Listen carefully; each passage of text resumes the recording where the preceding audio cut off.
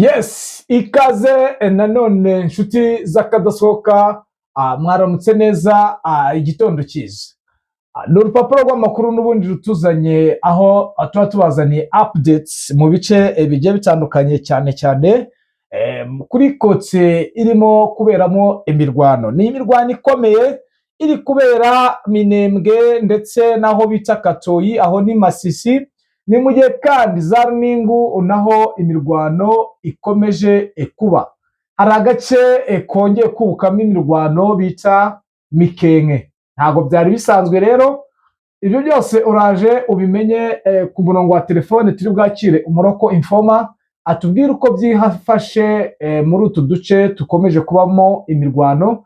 Ni mu gihe ibintu byabaye bibi cyane, aho bigaragara ko ndetse bamwe mu benegihugu b'Abarundi bashobora kuzafasha Ndayishimiye kuyobora IU.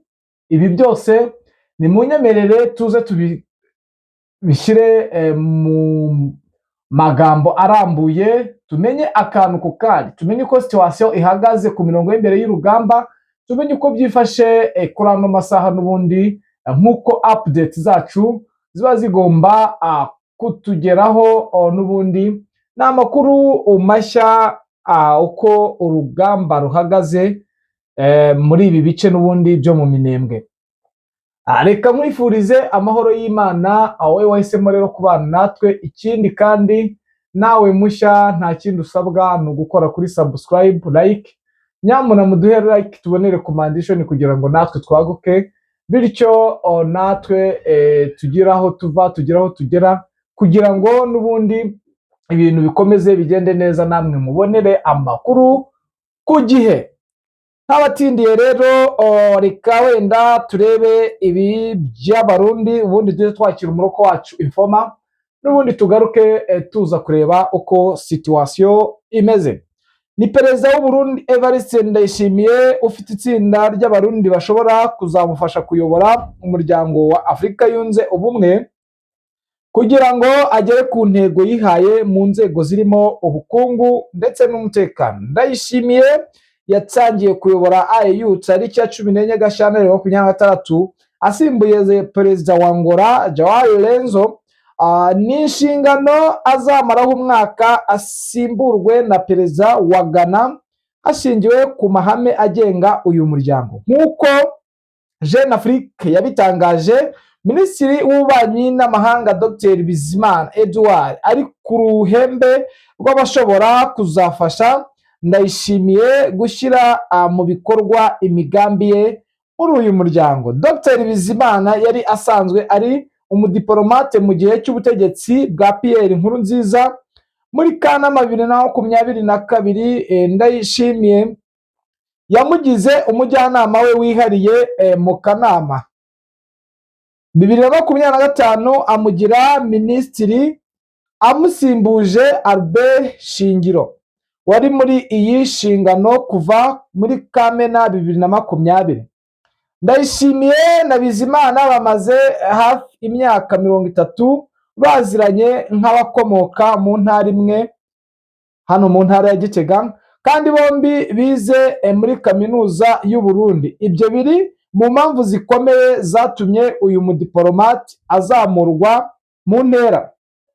Abakorana bya hafi na Dr Bizimana bavuga ko indi mpamvu yatumye agirwa minisitiri ari uko yari asanzwe yibasira u Rwanda n'abayobozi barwo kuva umubano w'ibihugu byombi wazamba. Ambasaderi w'u Burundi muri Ethiopia no muri IU Willy Nyamitwe ni nimero ya kabiri mu bashobora kuzafasha Ndayishimiye kugera ku migambi ifitiye uyu muryango hashingiwe ku kuba amenyereye Addis Abeba. Ibi rero ni bigaragaza ko n'ubundi bagiye kumufasha nk'uko umudiplomate mukuru Minisitiri Bizimana ari niwe uri ku ruhembe rw'abashobora kunganira Ndayishimiye ku buyobozi bwa IU. Hari na ambasaderi n'ubundi Nyamitwe, uyu nguyu nawe bivugwa ko azubereye muri biriya bice. Nubwo biri kuba n'ubundi ku munsi w'ejo nibwo yakiriwe ndetse n'abarundi ku buryo bukomeye cyane, ariko nibwo ibi byabaye igikuba cyaracitse nyuma y'uko batwaye minisiyo yari igiye n'ubundi Burundi. Urumva ko bahombye intwaro nyinshi, aho bivugwa ko AFC yazitwaye, aho yatwaye intwaro nyinshi kandi nshyashya, bigaragaza imbaraga zikomeye cyane ku rwego rwo hejuru. Urabona ko n'ubundi asa nkaho afite ikibazo gikomeye cyane, bitewe n'uko inshingano yihaye bishoboka ko zishobora kuba zitari bumukundire, bitewe n'ikibazo gikomeye cyo kuba atari guhuza cyangwa atari guhuza n'abari bari mu mirwano ku butaka bwa Repubulika ya Demokarasi ya Kongo, ndetse akaba yarakoze n'ikosa rikomeye ryo kuba yagaba ibitero muri biriya bice byo mu Minembwe bigahitana abaturage batari bakeya. Ku murongo wa telefone turi kumwe n'ubundi n'umuroko Infoma uherereye muri biriya bice Bizima. Bwana Bizima, waramutse? Aramutse neza. Aramutse mute? Ni amahoro. Igitondo cyiza. Yego kuri twese. Biramutse bite mu Minembwe ko numva ibintu byabaye bindi aho MRDP twirwanira ishaka kujya gufata kwa Murima. Muri kwa Murima ngo niho hakomeje kuba defense ikomeye ya FARDC na FDNB ndetse n'abacanshuro, ariko maginga yabari biri kuvuga ko ari abacanshuro babiri n'ubundi bafatiwe za Pwezeho. Yego niyo makuru dufite, niko bimeze rwose. Kubw'imirwano yaraye isa niba ejo nimugoroba ikomeye cyane, ubona ko FARDC ndetse n'iriya mitwe y'ihuriro yose yishyize hamwe mu buryo bari bagabye ibitero hariya Pwezero ndetse na za Bicumbi. Urabona ko bari bafite umugambi wo kuba hari ikintu bashakaga gukora kidasanzwe, ariko nyuma y'aho drone zabo ejo zarashwe, bigaragara ko babaye nk'abacika intege ndetse bakwira imishwaro, bamwe baranaharasirwa bikomeye cyane. Bivuga ko rero ikintu cyabayeho ni uko muri izo nce utubwiye zo kwa Murima aricyo cyerekezo gisa naho basa nayo abananiwe ibitero bose ari icyo cyerekezo bagiyemo, ariyo mpamvu ubona ko kubw'umujinya mwinshi mu 23 ifite yafashe umwanzuro muri iki gitondo nayo isa nibabyukiyeho muri icyo gice cyo kwa Murima. Bigaragara yuko ishaka kugira ngo bakure muri biriya bice, kuko niho hasa naho ari ibirindiro byabo mu ntambara bahora bagaba ibitero buri munsi muri kiriya gice cya Pwezero ndetse na za Runingu. Ubona ko iminaniro yabo iyo habaye gutsindwa icyerekezo cyabo nta handi berekeza ni hariya muri ariya mashyamba ijya kwa Murima. Niyo mpamvu ubona ko M23 yafashe umugambi w'uko igomba kubakura hariya biriya birindiro bihari igasa n'ibisenya, kuko niho support iri, niho plan yo kugaba ibitero muri kiriya gice basa naho bisigaye ariho bikorerwa, kuko buri teke basigaye batsindwa urugamba muri ziriya nce za Minembwe hose, ugasanga nicyo cyerekezo bagiyemo. Ariko ndahamya neza ko M23 yasisiye ko kari agace iri bukabakuremo, byanze bikunze ikabamanura hasi, ku buryo ubona ko n'ubundi muvoma yabo nyinshi ihora iva hariya muri kara gace baberekeza za Baraka, basa naho baba bajya gukuraho support y'ibikoresho, ariko ubona ko ari naho icyerekezo cyo kuba bahunga berekeza kiri. Yes, aho ngaho biramutse bite se, hari imirwano iri kuhabera? Yego, imbunda ntabwo zibura kumvikana muri iki gice cya mu gitondo. Urebye babaye nk'aho habaye agahenge k'ijoro, ariko cyane rwose muri aya masaha ya saa 12 za mu gitondo nibwo amasasu yumvikanye muri icyo gice cyo kwa Murima. Bigaragara ko ari M23 ishobora kuba ariyo yisakiranye nabo mu birindiro byabo, kuko ni agace bari basa naho biganjemo ubwabo bonyine ari benshi, kandi ubona ko ari defense ikomeye cyane, ariho bari basigaye baplaningira ibitero byabo byazamukaga muri ya bice imisozi miremire. Ariko uko bigaragara ni M23 ihabasanze, kuko uyu munsi muri iki gitondo nta bitero bagabye ruguru, bitewe nuko ninjoro baharasiwe mu ijoro ry'ejo bigaragara yuko nta cyerekezo kindi bari bafite cy'uyu mwanya batarisuganya mu buryo bakongera kugaba ibitero muri kiriya gice cya ruguru. nibyo noneho bwana Bizima mu Minembwe duse nk'abahavaho gute, haravugwa ko hari imirwano yimukiye mu gace ka Mikenke magingo ya muri iki gitondo, hari uri ku mirongo y'imbere y'urugamba mbwe ko hari imirwano ikomeye, bimeze bite? hari amakuru waba ufite?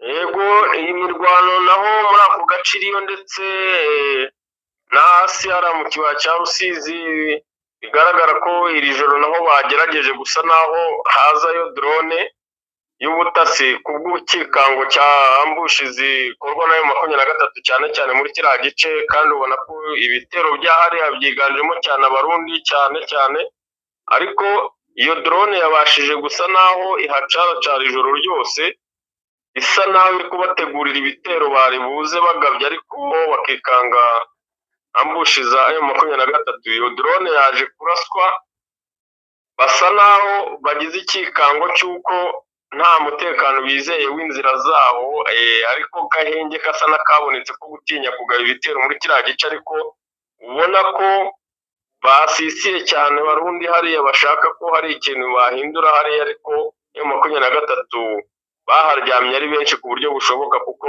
ntabwo bashaka kugira akantu na kamwe batakaza muri kiriya gice cya Rusizi hariya muri kiriya kibaya. Rero ibyo by'iyo ntambara warumbajijeho, imirwano iriyo irumvikana kuko nta masasu yumvikana muri ako gace, kandi ubundi ntabwo ako gace ka Mikenke kari haherutse kuvugira amasasu muri iyi minsi itambutse, ariko mu buryo bw'uko FARDC isa naho iri kujya igerageza mu gace kamwe ikaburiramo, ijya gushakira ahandi mu buryo bwo kumva yuko yenda icyerekezo barimo cyanze n'agace barwaniragamo bashobora kuba ariho forces zisa n'izubatse, kuko M23 ifite ibirindiro byabo igenda yubaka biba bifite ubwirinzi bukomeye bitewe n'uko ibihora ihanganye na drone. Babumva ko batatakaza ibyo birindiro, rero bakajya gushakira mu tundi duce bazi ko nta birindiro birimo byubatse mu buryo buhambaye, bagira ngo wenda babona mwaye. Niyo mpamvu ubona ko nk'utu duce niba tudaherukamo ibitero, ubona ko basa n'abibunza bakoresheje amatsinda matoya mu buryo bwo kugira ngo bayobye uburari M23 ye kumva yuko ibitero biri muri pozisiyo imwe yonyine. za Runingu naho ngo hariyo komba, hari amakuru waba ufiteyo?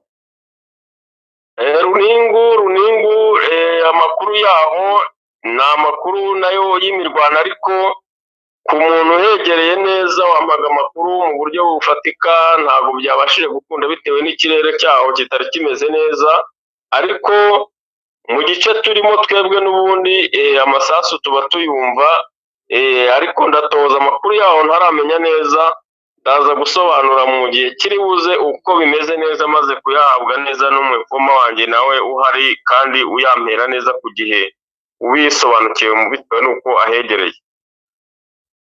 hari ikintu tuba twibagiye kukubaza muri iki gitondo cyangwa kuri izi saha, kiri update kitari icyejo cyangwa icyejo bundi kishyashya muri iki gitondo kiramutse kubona hakeye? Ni amakuru mfite aturuka muri za Masisi, mu gace bita Gatoyi, yuko naho muri iki gitondo ndetse n'ejo hashize ku mugoroba hari imirwano yabayeyo ya FDLR, igitero yagabye ku birindiro bya M23 muri ako gace. Ni ibintu basa naho bagerageje kenshi aho hantu, kuko ni intambara zimeze nk'iziri ku mushumi muremure mu misozi miremire werekeza mu nce za Rumbishi, ahantu ureba za Butembo. Aho Gatoyi rero ni ahantu FDLR iba cyane mu buryo bukomeye, kandi biborohera mu mashyamba yaho bamazemo igihe, bakozemo imirimo myinshi ijyanye n'ubuhinzi n'iki, ntabwo bigombera ko bajya mu baturage, bo basa n'abihagije bitewe n'imyaka bamazeho igera muri 30. rero iki gitero bakigabye ku birindiro ya M23 muri ako gace, ko bari mu isantere, bo baba baturutse mu mashyamba yo hasi cyane anakomeye, bagerageje kugaba igiterero bumva ko wenda hari impinduka ziba kuko iyo santere ngo bari bibeshye bafite amakuru ko iyo 23 ishobora kuba yarayivuyemo, bakora ubutasi nabi rero babashije kugaba igitero kuri bikota zaho bararaswa basubira mu mashyamba, kandi babigerageje nimugoroba ndetse n'iki gitondo cy'uyu munsi, naho ni amakuru nayo ubona ko hari akara gace FDLR isa naho yahinduye ibintu isigaye igerageza kugaba ibitero buri munsi bidasanzwe nk'uko mu minsi itambutse yari imeze, ariko ni ikigaragara yuko M23 ifite pozisiyo zikomeye kandi ngo imaze kwiyongeramo ingabo muri ako gace kuko basa naho bari kwitegura ko hari operasiyo zishobora gukorwa mu minsi iri imbere zidasanzwe za FDLR. Yego, reka tugushimire Bwana Bizima, ukomeze utubwire uko bimeze n'ubundi isaha ku isaha turwoye tuguhamagare tu updating abakunzi ba Kigali Lion News. Reka tukwifuriza igitondo cyiza. Yego, murakoze. Namwe bakunzi ba Kigali Lion News, reka tubashimire igitondo cyiza, atubifuriza guhaha mu karonka ndetse abarwayi tubifuriza kurwara ubukira. Ciao, Imana ikomeze ibane namwe, amakuru yo n'ubundi nakagaruka update zigezweho nkuko twabibasezeranije.